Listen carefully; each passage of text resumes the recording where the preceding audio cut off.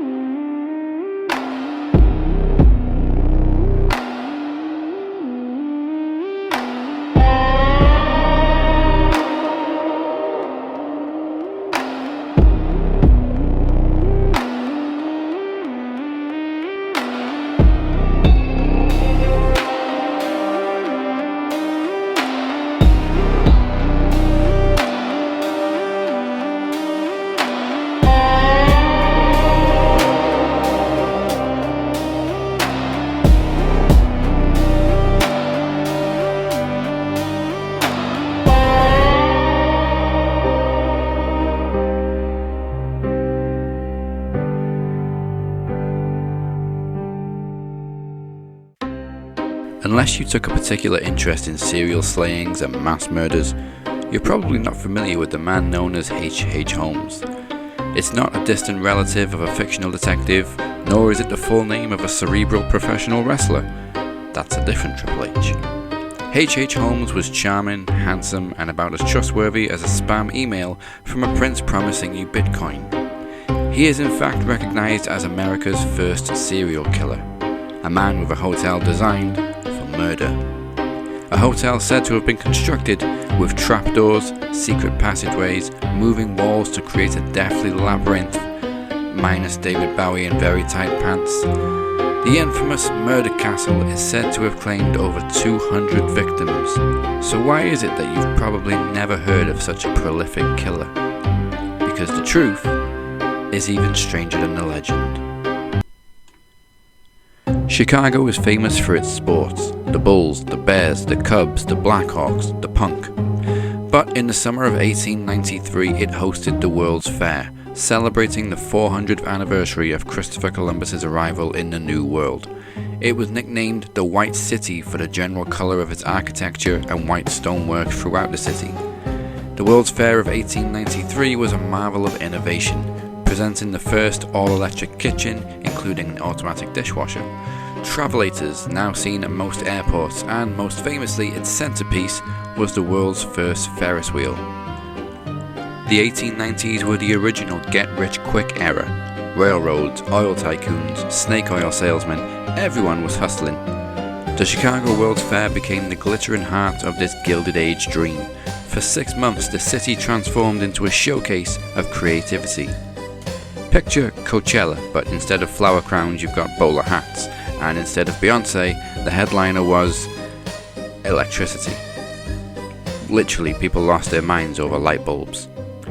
Into this carnival of progress walks a man with more aliases than LinkedIn endorsements. Holmes found his perfect stage.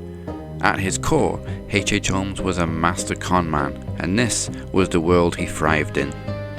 Herman Webster Mudgett, yes, that was his real name, and yes, it sounds like an extra from Last House on the Prairie, reinvented himself as Dr. Henry Howard Holmes, mainly to escape many of his shady dealings gone wrong, was educated, charming, and with just enough medical training to be dangerous. Think of him as a mix between Leonardo DiCaprio in Catch Me If You Can and that one guy from high school who's still trying to sell you essential oils on Facebook. Holmes started with scams. He stole cadavers and sold them to medical schools and cashed in fake life insurance policies. He conned creditors, seduced women, and opened businesses that mysteriously burnt down, often with a nice insurance payout. He could talk anyone into anything, like a cross between Del Boy and Harold Shipman, because eventually that gift of the gab turned lethal. Herman Webster Mudgett was born in 1861 in New Hampshire, the third child of devout Methodists Levi Horton Mudgett and Theodate Page Price, both of whom were among New Hampshire's first English settlers. Mudgett had a pretty textbook serial killer backstory. He was bullied at school, he had an alcoholic abusive father, and the classic, cut up dead animals for fun. At age 17, he married his first wife, Clara Lovering, and became fascinated with skeletons and death.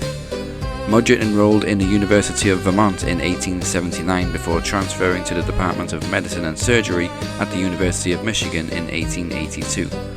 Clara and their 2-year-old son initially joined Mudgett but decided to move back to New Hampshire a year later. And, first happy ending of this story, Clara lived to a ripe old age.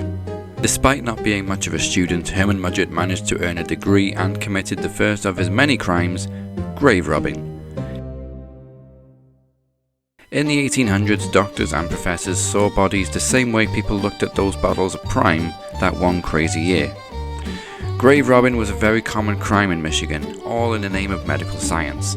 In fact, Mudgett was so worried about being dug up from his own grave, he had famously requested to be buried 10 feet underground in a concrete coffin. It's in 1886 that Herman Webster Mudgett became Dr. Henry Howard Holmes and moved to Chicago. And this is where history begins getting sketchy. Legend says that Holmes brutally murdered the owners of a drugstore and took the business for himself. This is the first of many fabrications. Holmes did indeed work in a drugstore, but he legitimately purchased the business from Dr. Elizabeth Holton and her husband due to their increasing family. Dr. Holton's headstone confirms she lived into her 70s and died in 1933. So, having amassed a large amount of money and wealth from his dodgy dealings and pharmacy, Holmes purchased another building just across the street. A 2-story building with shop space on the ground floor and apartments above. In 1892, just in time for the World's Fair, Holmes built a 3rd floor, intending to use it as a hotel. Perfect for the influx of thousands of potential victims that were about to flood the city and meet a slippery end. To the outside world, Hotel Holmes was a normal-looking place of accommodation, but inside, a maze. Staircases leading to nowhere, doors that opened onto brick walls, rooms with hidden chutes. Newspapers soon called it the Murder Castle. Basically, it was the original IKEA. You walk in for one thing and suddenly you're trapped, lost, and questioning your life choices. Stayed here during the World's Fair. Rooms smelled of chloroform. Secret passageways were charming, but the service was killer. Would not recommend. 1 star. Legend says Holmes built gas chambers, torture rooms, giant vats of acid for disposal of bodies.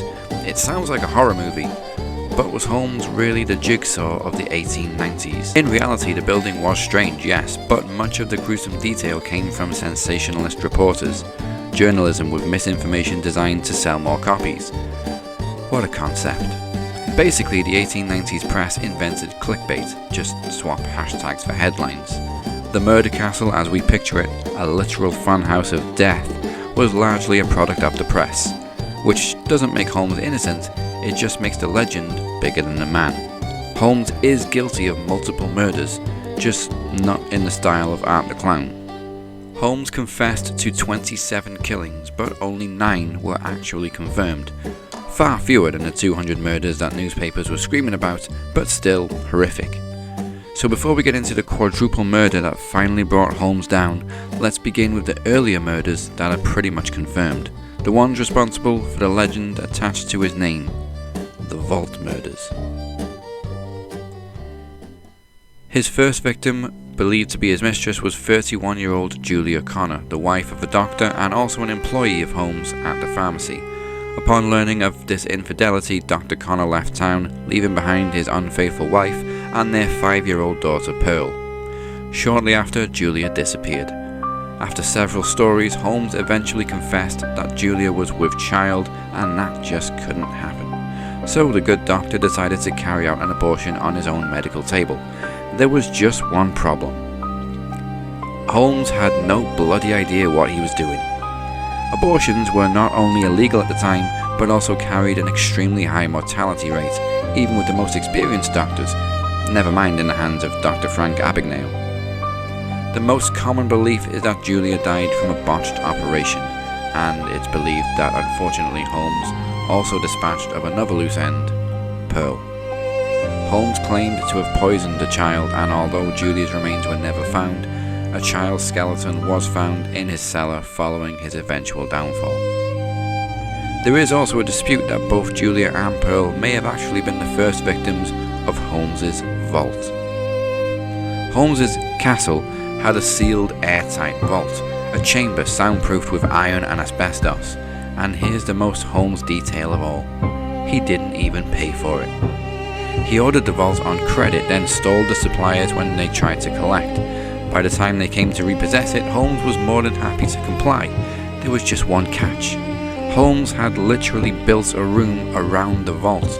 Removing it would have been destruction of property, and the creditors would have been sued. So, Holmes got to keep his airtight vault for free.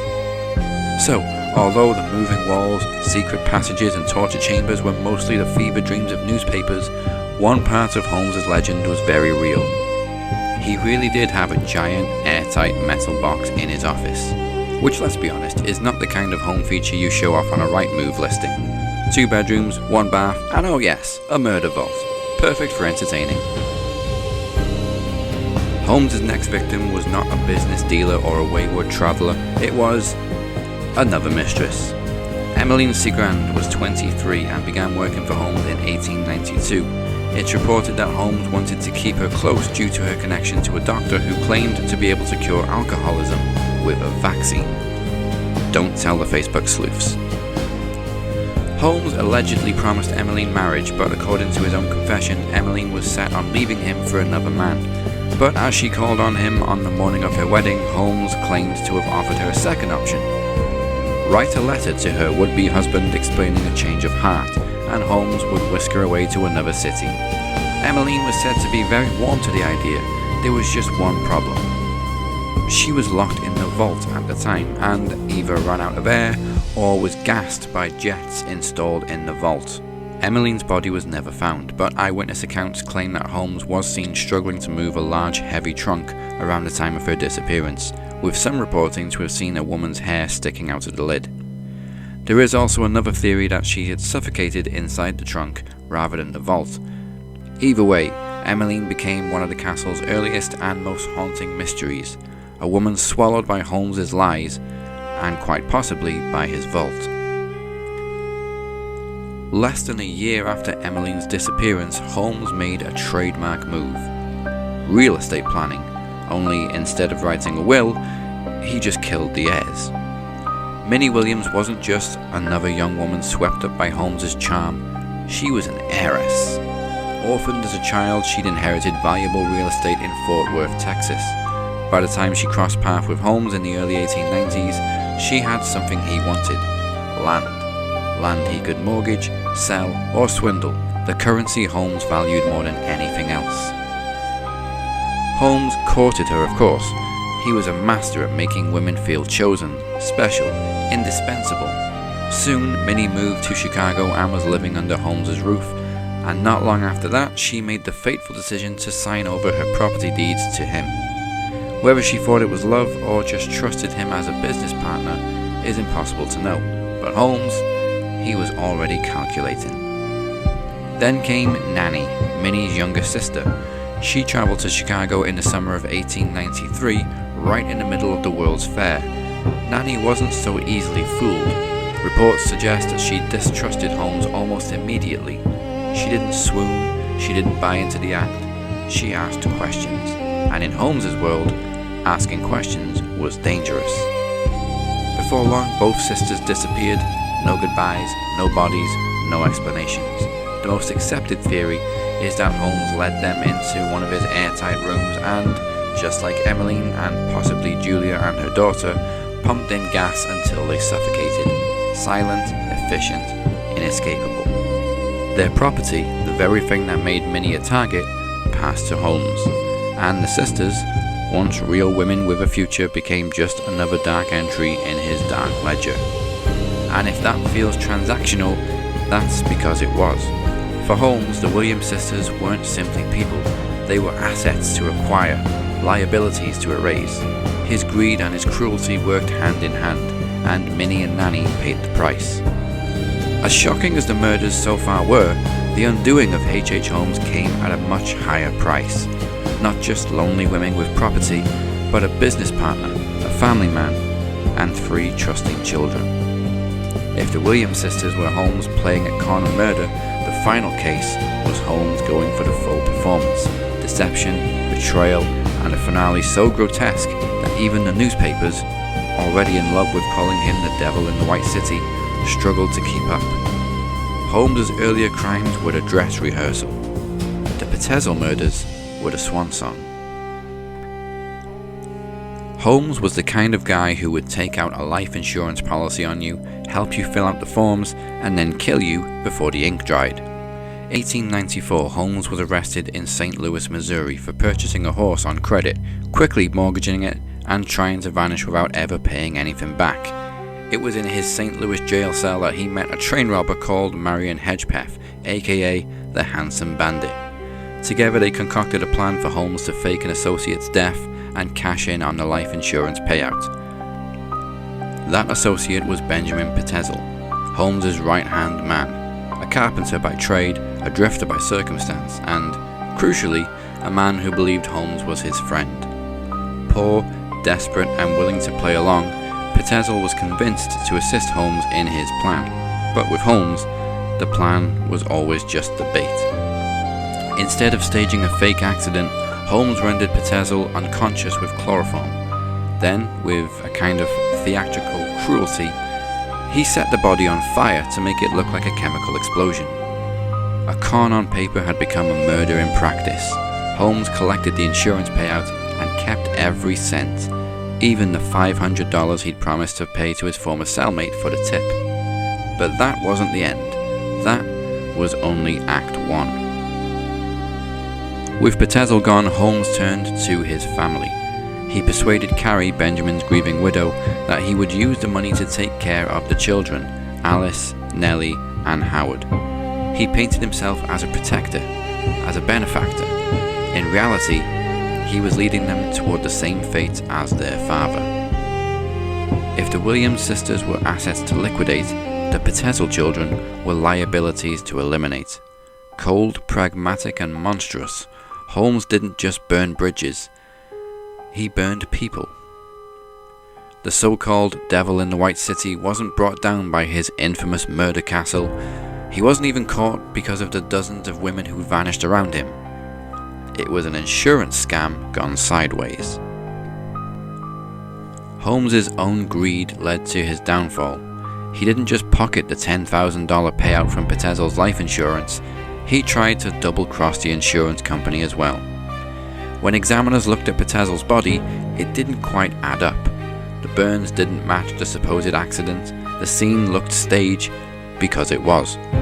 Fidelity Insurance Company grew more suspicious when Holmes tried to collect the payout himself instead of Petezel's widow.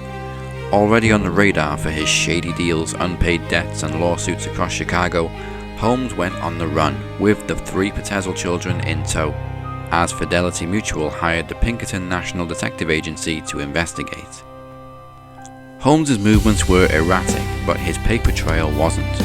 Bills, hotel records, and witnesses began to pile up, including vital information from the disgruntled double-crossed Handsome Bandit, and finally, he was arrested in November 1894 in Boston, Massachusetts, on charges of horse theft in Texas. But by this point, it was too late for the 3 Petezel children. Alice and Nellie, the eldest daughters, were discovered months later. Holmes had locked them in a trunk, drilled a hole through the lid, and pumped in gas until they suffocated. When their bodies were found in Toronto, it was the kind of horror that left seasoned detectives shaken. Howard, just a boy of 10, never even made it that far. In Indianapolis, Holmes killed him and destroyed the body in a stove. All that was left were fragments, bone, teeth, and the echoes of a child who trusted the wrong man. These grisly discoveries tied Holmes directly to multiple murders, making the insurance fraud pale in comparison. In Philadelphia in 1895, Holmes finally went on trial, and though the murders of Julia Connor and daughter Pearl, Emmeline Cigrand, and the Williams sisters loomed in the background, the only murders he was conclusively tied to were that of Benjamin Petezel and his 3 children. Ever the showman, Holmes acted like it was just another stage. He dismissed lawyers, represented himself at times, and spun out charm as though it could substitute for evidence. Press couldn't get enough. They painted him as a real-life Mephistopheles, and Holmes leaned into it. He seemed to enjoy the performance, as if the trial were less about his life hanging in the balance and more about securing his place in infamy. The jury was not so entertained. After just a few days of testimony, Holmes was found guilty of Pitezel's murder. He appealed, of course, but the Pennsylvania Supreme Court upheld the verdict and his fate was sealed. While awaiting execution, Holmes published his so-called confession. In it, he claimed to have killed 27 people, and though many of those names were later found alive, and some were proven at one time or another to have died elsewhere of natural causes. At one point, he even claimed hundreds of victims, but with Holmes, it was impossible to separate the two. But the Pitezel family didn't need exaggeration. Their tragedy was proof enough. On May 7, 1896, H. Holmes was led to the gallows at Moyamensing Prison in Philadelphia. Dressed neatly, calm to the end, he said little beyond protesting his innocence in the Pitezel case. After the noose was draped around his neck, the trap was sprung, the rope snapped taut, and yet even here, Holmes had one last trick. The execution was messy. His neck didn't break cleanly. Instead, he strangled slowly, twitching for nearly 20 minutes before being pronounced dead. It was a fitting end for a man who made suffering his signature. So it's generally accepted that Holmes is responsible for 9 deaths, including 4 children. Not the 27 that he claimed, although it's not out of the realms of possibility that he did take more lives in his 3-story house of horrors, but certainly not the 200 he's painted for, and certainly not with a set of torture devices that would make Leatherface blush. Not only was the 3rd hotel floor never finished, but it simply wasn't big enough to house such a complex floor plan. He was certainly a despicable killer, womanizer, and a fraudster, but he wasn't the Hannibal Lecter of Chicago. He was more like if Bernie Madoff and Dexter Morgan had a very boring, very evil baby. Yet the legend stuck, because America loves a good monster, and Holmes, with his castle, his charm, and his timing, became larger than life. He wasn't the most prolific killer, but he was the most marketable. Holmes once wrote, "I was born with the devil in me." Many believed that, and maybe he did too. Or maybe he just knew good branding when he saw it. Either way, the myth outlived the man. If it was infamy he was seeking, he got his wish, exaggerated or not. And he also got another wish. Holmes was indeed buried 10 feet underground in a concrete coffin. But that didn't stop his body from being exhumed in 2017 to confirm by DNA that the one thing Holmes couldn't cheat was death. Holmes's murder castle may be gone, but if you're ever in Chicago, keep an eye on your hotel reviews. If it says great location near the fairgrounds, windows didn't open, guests mysteriously disappeared, killer stay, you might want to book somewhere else.